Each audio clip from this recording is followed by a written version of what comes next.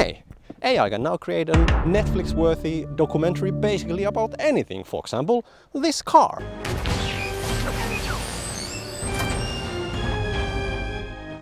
But no, we don't actually want any AI-generated footage. We want everything to be real. So let me show you how that can be done.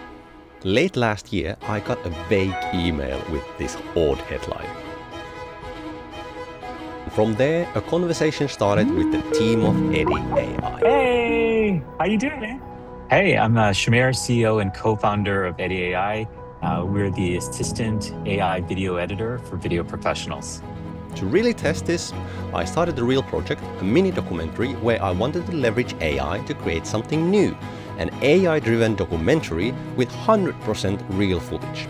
I'll show you how we did it, and in the end you can see the mini documentary as well.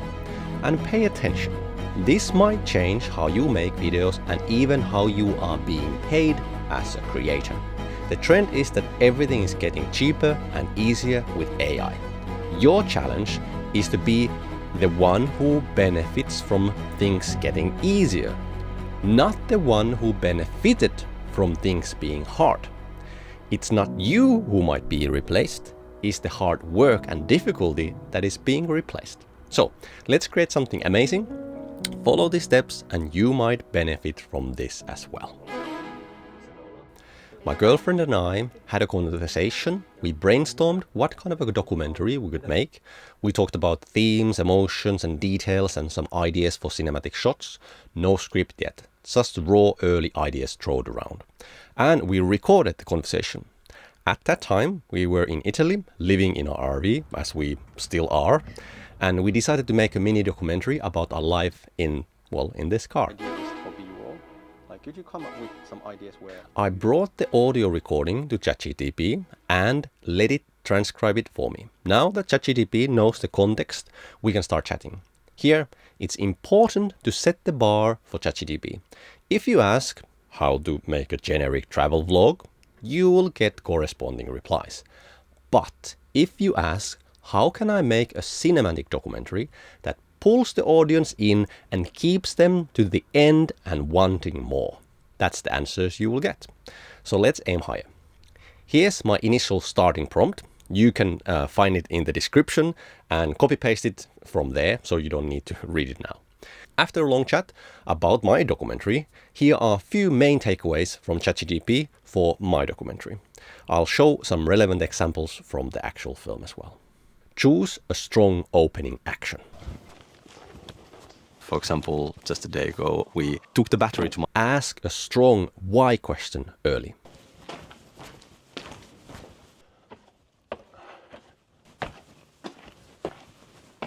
Create many characters. Structure B-roll as mini stories.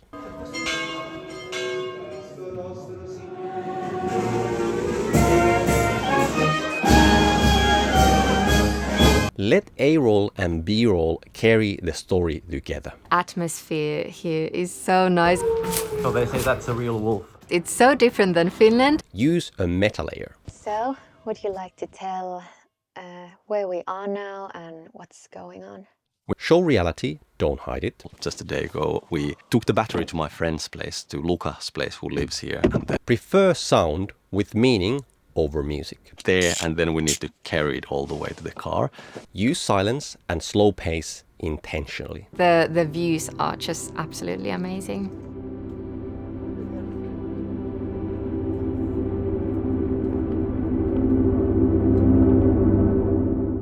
Let sound lead picture.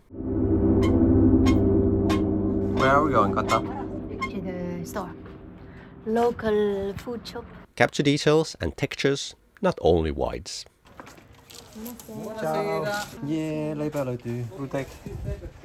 Pesto alla genovese. Pesto alla genovese. Could you come up with some ideas? After I had my overall idea clarified, I started to think what to shoot. So we had another brainstorming session with ChatGPT about what to shoot and how to shoot it. First, I talked about the environment where we would be shooting and what elements there are and that could be part of the film.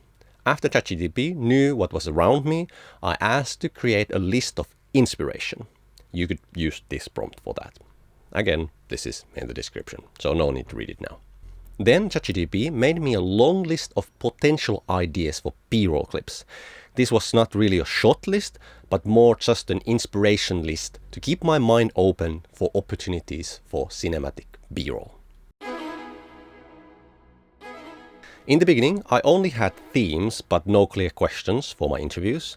And as I talked with ChatGPT, the first insight was that the interviews are not supposed to carry the whole story, but just open a space for the B-roll to fill it with meaning.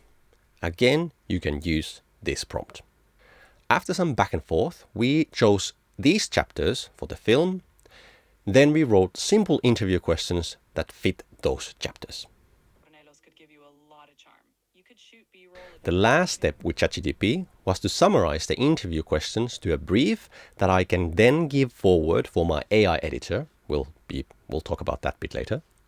And again, here's my prompt. As you all know, who have actually shot the documentary, that this is just the plan. If you are lucky, you might be able to pull it off. But if not, then adapt. Chat a bit more about the ideas and challenges with your trusty AI friend when things don't go as planned. Okay, now we need to start shooting. I wanted things to be as easy for me as possible, so this is how I decided to use my gear. Main interviews were shot in the car with a proper camera, with a sharp lens that renders good background bokeh to show quality. All the rest I shot with an iPhone, so that I would always have a camera with me, even when I didn't even plan to shoot anything. Everything okay?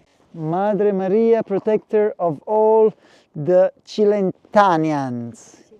If you are not Cilentanian, she will not protect you.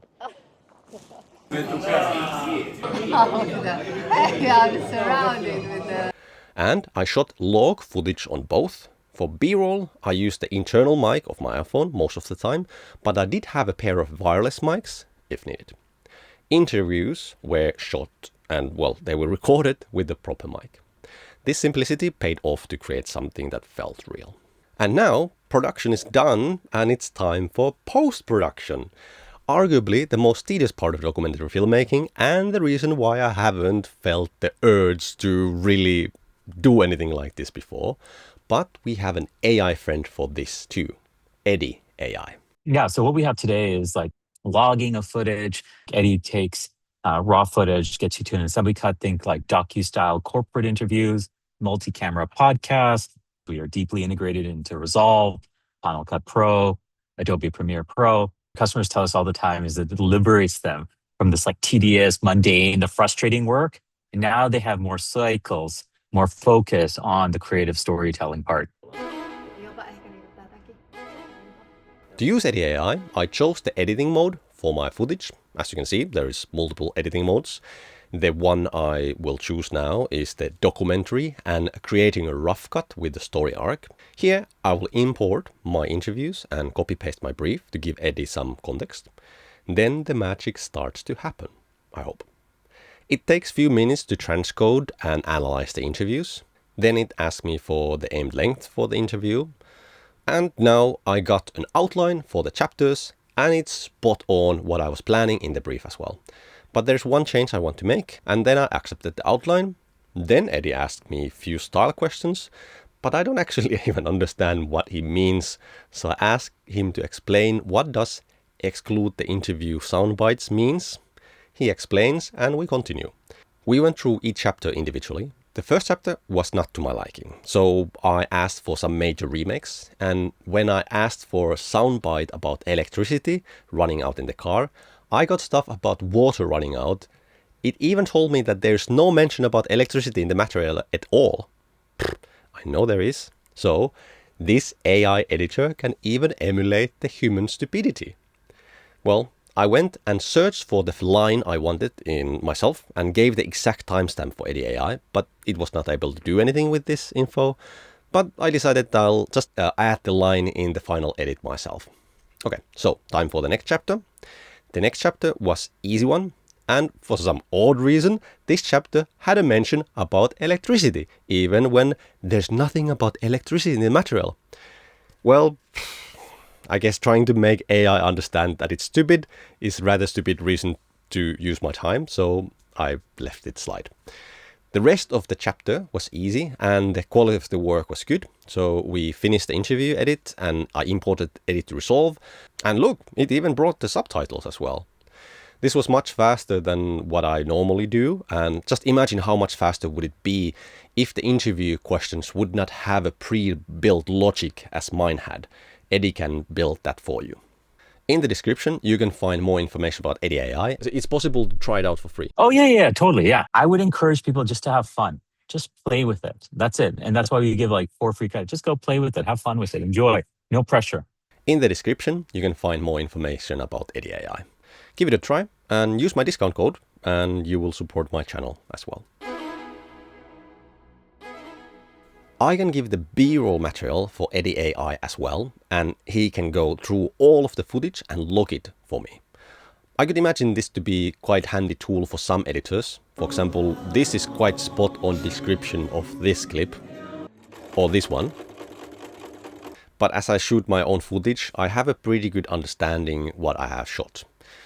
And Samir told me that there's a new feature coming up in the next version of Eddie AI that I first was really excited about. In version 3, Eddie will be able to place B-rolls, not just B-rolls, but sequences of B-rolls. So it will craft sequences of B-rolls and place it at the right juncture in your A-roll cut. It's really, really powerful. So I think saves like days, if not weeks of time down to minutes. After trying this new feature, I had one major issue with it, even though it worked really well. The tool is good. If I would be doing the same kind of corporate videos that I've been doing for 10 years, that was actually like, oh, really handy. But for this, I think the art of editing is that you have an interview that doesn't kind of explain the B-roll, and I'm balancing how these things subconsciously talked with each other. Do you think it was too literal? Yeah, it's like it was too literal, and I guess like right now that's the only thing it can be. It can't kind of... I think you should mention that. So for my edit, I didn't use this new feature, but you might find it very useful, so give it a try. Okay, this is the part where human skill still beats AI, and this is where the process turns into art instead of a repeatable process. I brought the A-roll and B-roll to DaVinci Resolve and started creating a story from the material. I can't really explain all the things that happened on this part, other than I implemented my long experience as a filmmaker. I fine-tuned the edit, I did my sound design, I decided what B-roll to use, I color graded the whole thing, I added graphics, subtitles and music, I mixed the audio levels and finished the film. After finishing the cut, I went back to Eddie AI. I asked for feedback and how the documentary could be improved. It acted like a second set of eyes before exporting the final version. Often this is just what I need to get myself out of my own narrow way of understanding my edit. This is there if you need this feature. Then we organized a watch party where we showed the movie to friends. I think Italy is full of these. I think you really should do this as well. Organize an event where you can watch the end result and have some fun. Okay, now let's watch the end result ourselves as well.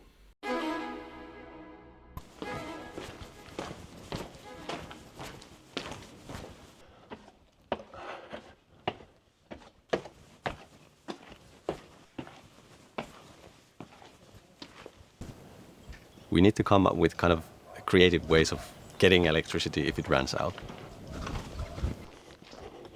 For example, just a day ago, we took the battery to my friend's place, to Luca's place, who lives here, and then we charged it there, and then we need to carry it all the way to the car. Okay, now we have light. Apparently the service is starting at the church. So, would you like to tell where we are now and what's going on? We're now in Fornelli in Italy, and we're kind of trying to do a documentary in this car of ours, which is actually our home as well. This is where I do my business. We've been living in this car full time for, is it like almost 2 months? So not so long. But before that, it was like about 5 months living like 1/3 of the time when we were in Finland and just traveling around in summertime. It's really, the atmosphere here is so nice. It's so different than Finland in the cutest way. And of course, here in Fornelli, the views are just absolutely amazing.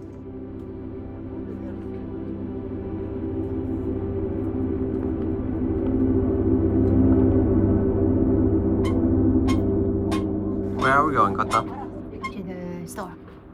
Local food shop and up the hill. Up the hill to see the views even better. So they say that's a real wolf.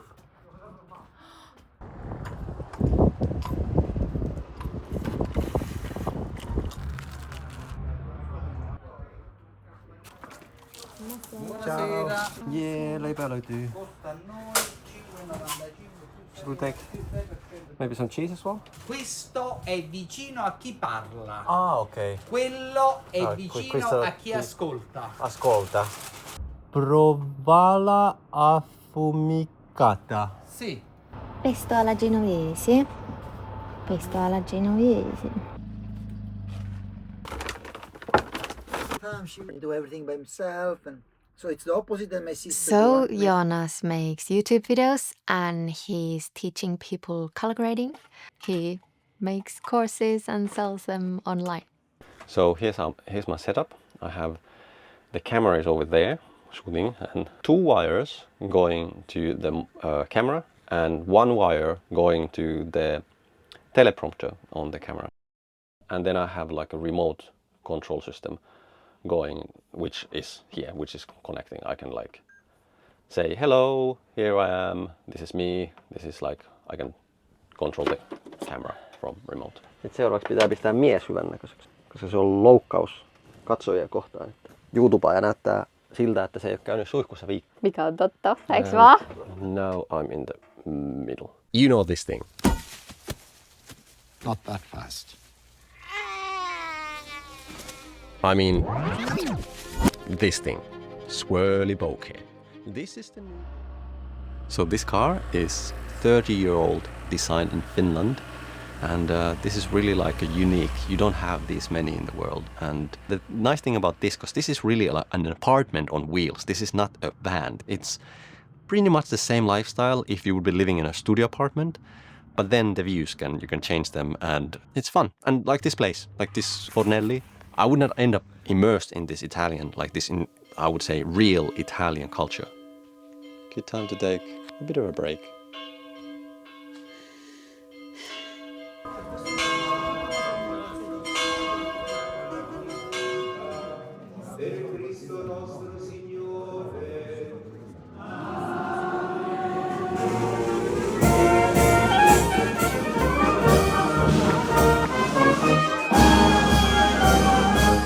I'm in a better mood. I'm like all the time like, wow, look at this, and we are living our dream. I think that affects very positively our relationship too. I think Italy is full of these small places tourists can find, but like every place is like so unique and so cool and cute. The freedom and like being able to go anywhere we want to go, that's for me like the coolest thing. I guess this could be like a minus, but I think it's a positive as well, that it's always kind of like every day toss of dice, like a guessing game, like what will happen? Will our car break somewhere, or are we gonna find the next piece of heaven that we never knew existed? So, you never know what's gonna happen tomorrow.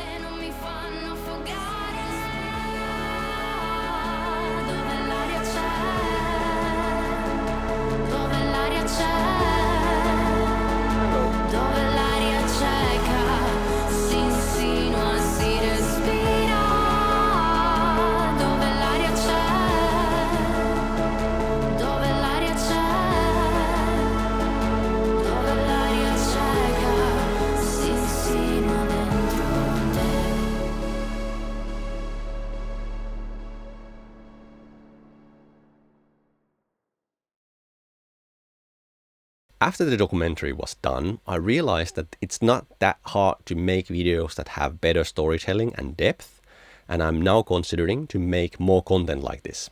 Maybe use this mini doc as a proof of concept and pitch some ideas for a TV series, for example. Or we could start a travel vlog because, well, there is space for better storytelling in that industry.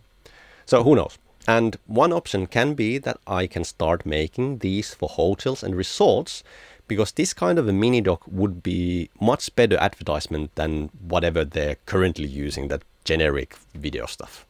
And in a way, this is an ad already. Actually, in the description, there's a link where you can see Luca's Airbnb listing and book a stay in Fornelli in the very same place where we stayed. So, hey, give your opinion as well. Write a comment about how would you have made this documentary even better. Any ideas? And check out Eddie AI from the link below. Use my code. And here's a link to the documentary if you want to take another look at it. And thanks for watching to the end of the video and subscribe for the channel.